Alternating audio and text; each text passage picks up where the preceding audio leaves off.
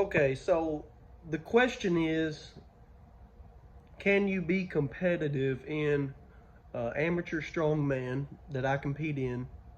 Um, can you be competitive in this sport without the use of steroids, performance enhancing drugs? Um, a lot of people are into the TRT, uh, testosterone replacement therapy, uh, getting their testosterone levels up, and I see that for the older people who actually have maybe a reason to bring their test levels up. Um, but you see it quite a bit, and PEDs with people who are just in the sport that are my age, 29, 30, 32, uh, 25, basically 20 to 40, basically is the age. But the question presented is, can you be competitive in this sport without steroids? So to start off answering this question, um, for me personally, I have never taken steroids. I've never um, I've never taken uh, testosterone replacement therapy. Um, the only thing that I have consumed in my body to try and help me uh, increase performance has been creatine and whey protein powder. So I'm not talking about those as performance enhancing drugs, which some people classify it all together. I'm talking about uh, jacking with your hormones, testosterone replacement. I'm talking about, man, there's some crazy people out here on some on some crazy stuff, and the stuff makes you stronger. I've read the research, I've looked at it. Um, I don't like what it does to people in the long haul, um, so I'm not participating. I'm a 29-year-old male, and I've never had my testosterone levels checked, uh, nor do I think I need to. So, I mean, I'm doing fine. I'm not hopping on any steroids to increase my performance. That being said, I'm not trying to I'm not trying to be the best strongman in the world. Period. Um, I'm trying to be the best strongman that I can be naturally. And I really, to be honest, I don't put in the effort that I should to be the best that I can be naturally. Um, I don't hit uh, daily protein goals.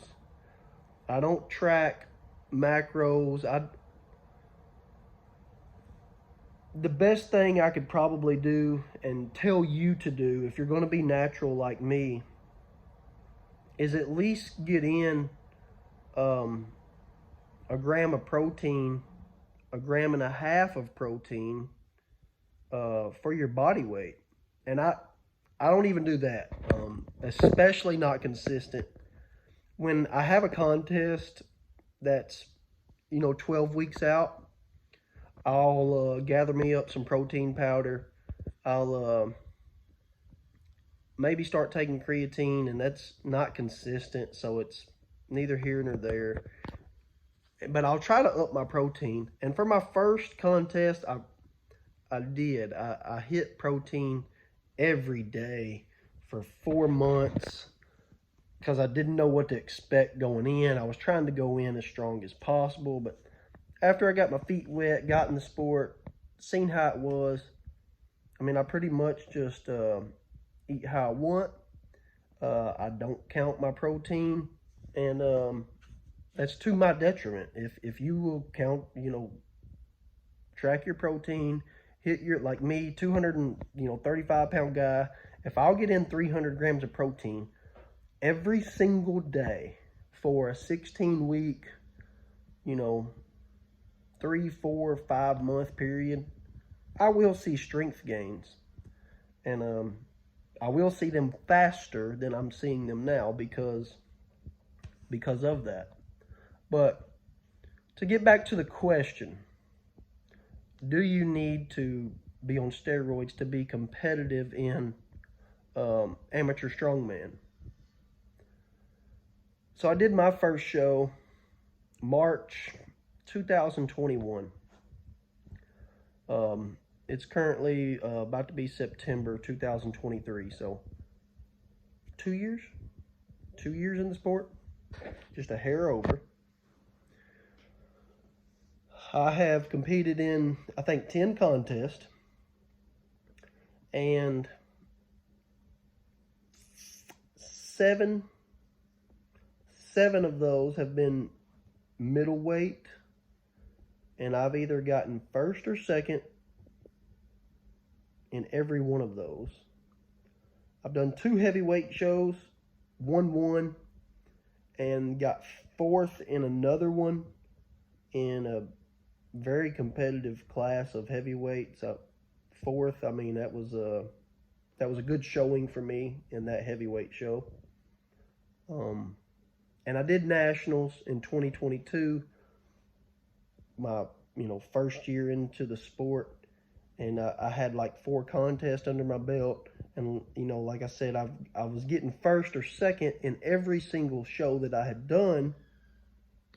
So then I was like, okay, well, I've qualified for this national thing, which I was brand new, didn't know much about, doing my research, looking into everything. So, but I was like, well, let me go to this national comp, because this is where all the top amateur guys that have gotten first, second, third in these local contests, this is where they're going to go so that they can be the strongest 220-pound guy, amateur in the nation.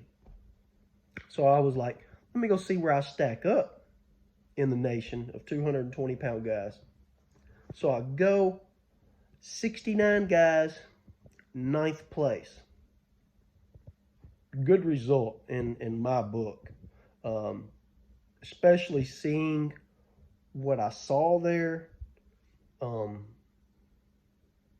and that's performance-wise. So, I mean, I was seconds, and in some cases, 1 rep off of 5th place, seconds off of, a top 5 in the nation there. So I was happy with that performance, especially my first year going in and competing at 220. Your top guys at 220 or 231, whatever, they're walking around 15 to 20 pounds heavier than what they're competing at, and they're cutting down with a water cut. So on game day, the 220 guys that are the top in the nation, they're competing at 240, 242 pounds on game day for the most part. They're in the 230s for sure. And I went up there at 213 pounds is what I weighed in at. And the day I competed, that next day, I was 213 pounds. That's just what I weighed. So not putting myself in the best position to be the strongest that I can be for that contest, and still doing relatively good, and still strong in comparison to a bunch of guys. So if you're going to go top level, and I'm talking not even national level, not what I did was just national, but if you're going to go top level, best in the world, so we're talking OSG, What was Clash is now PSL, Pro Strongman League. So we're talking best in the world. I believe you can get there without steroids. Without a doubt. I believe you can get there. I'm not certain that you can be top 3 in the world without some kind of testosterone replacement, without some kind of performance enhancing drugs to help you with your getting stronger in your recovery. I don't know that for certain. What I've observed. So, to go back to amateur strongman, if you have to take steroids to be competitive in the amateur strongman world that I compete in, you're not even close. You're not even on the bar. If you can't win local shows as a natural, you're not going to make it. You do not need steroids to win these local shows. You do not need steroids to win USS Nationals. They will help. I believe I ran into a few guys, to say the least, that are, helping themselves out. And I don't say that to bash them. It's legal in the sport. It's not tested for. Everybody knows it. It's okay. I just choose not to play the game. What I don't like to see is there's a slew of people in amateur strongman who are, 230-pound overhead pressers. And they're hopping on gear trying to get to, a 300-pound overhead press is where they're getting to. You have to get there naturally. As a natural, I've pressed 340 pounds over my head. I have deadlifted 615 pounds for a set of 3.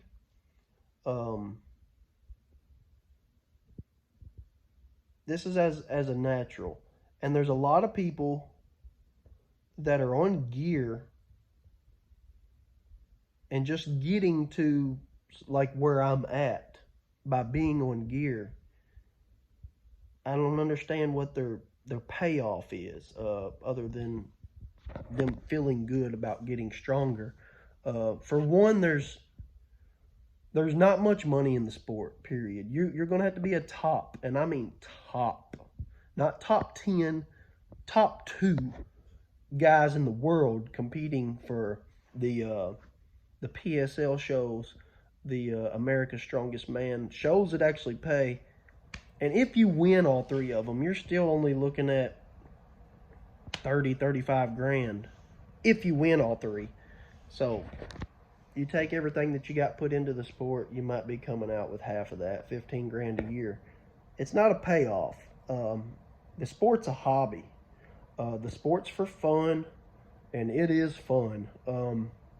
Going out with your buddies and with other people from different states, from all over, and you meet new people, and finding out who's the strongest guy on that day.